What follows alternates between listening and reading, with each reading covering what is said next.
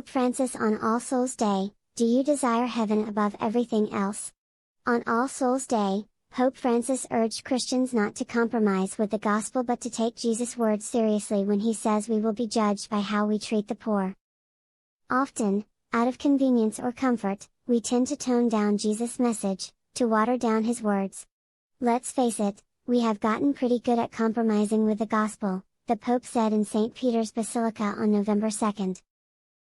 From simple disciples of the Master we become masters of complexity, who argue a lot and do little, who seek answers more in front of the computer than in front of the crucifix, on the internet rather than in the eyes of our brothers and sisters, Christians who comment, debate, and expound theories but do not know even a poor person by name, have not visited a sick person for months, have never fed or dressed someone, have never made friends with someone in need, he said. Pope Francis offered Mass on All Souls' Day for the repose of the souls of more than 150 deceased bishops and cardinals who died in the past year.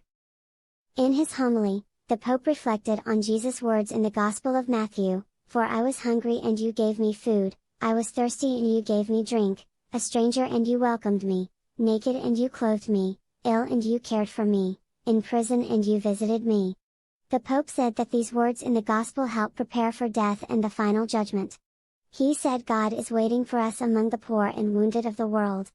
Pope Francis warned that there is a continual risk to put the expectations of the world before the expectation of God and to end up losing sight of what matters. The best careers, the greatest achievements, the most prestigious titles and awards, the accumulated wealth and earthly gains, all will vanish in an instant, everything, he said.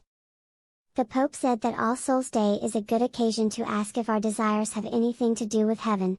The Mass in St. Peter's Basilica was offered for the 9 cardinals and 148 bishops and archbishops who died between October 30, 2021, and October 17, 2022.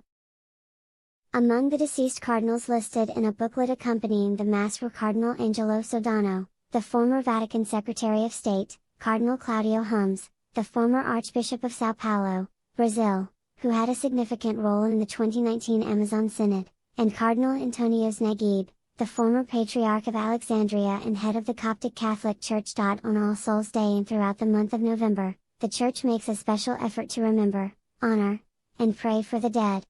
There are many different cultural traditions around this period, but one of the most consistently honored is the practice of visiting cemeteries.